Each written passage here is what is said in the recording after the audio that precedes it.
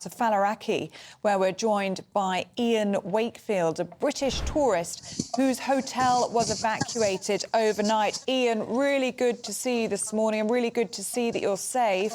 This must be the holiday from hell for you. What happened?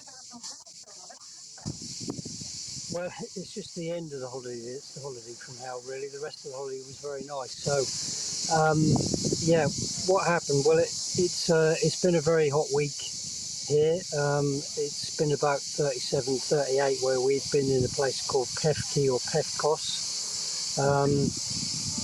We noticed sort of the middle of last week, lots of smoke coming over the mountains towards the sea where we were staying.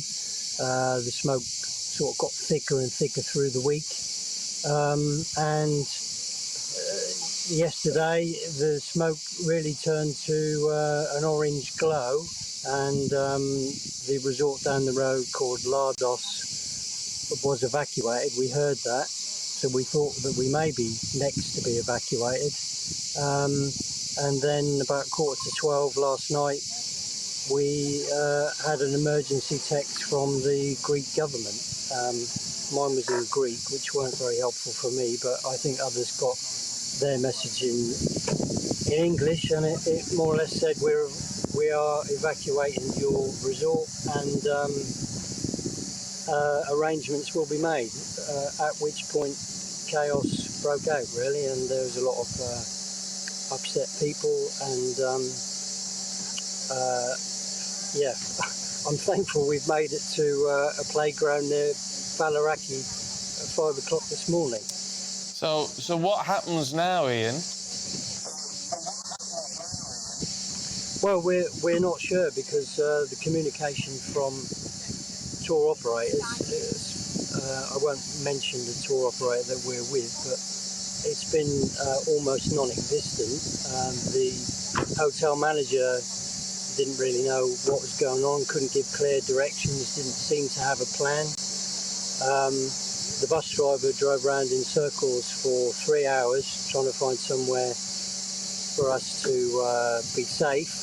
And you know, we'd already been to the school that we're now at, and then gone round in a big circle and come back again because nowhere else could fit us in. So it's all a bit of the blind leading the blind. However, I would like to say thanks to all the Greek volunteers that are turning up at these evacuation centres and looking after people, providing water, food, and trying to be as helpful as they can. But the tour operators don't seem to be doing their bit, from what I can see.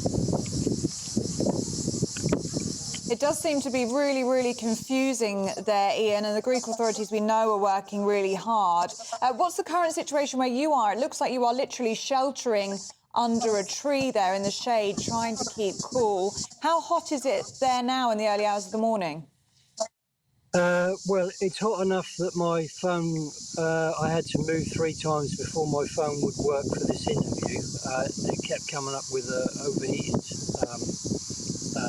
warning, so I'd say it's probably about 35 here now, but it's forecast to be the hottest day, I think 38, 39. But it's quite windy, so with the fires where they are, I think the wind is not helping really. And we've seen the helicopters going in for the water, and we've seen some of the planes that have come over. I'm not sure how they work, but I think they're trying to help to put the fires out as well. And Ian, how are you feeling? I imagine you're there with your family and being evacuated just after midnight. It must have been a really scary experience for you.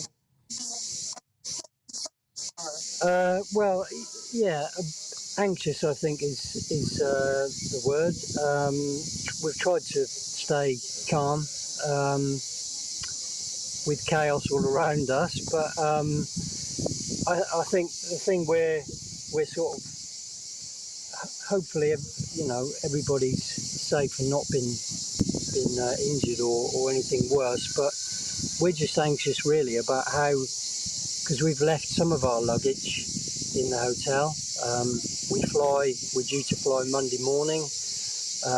I can't personally see us getting from where we are back to the hotel, then back to the airport again, which means we have to leave some of our luggage in Rhodes.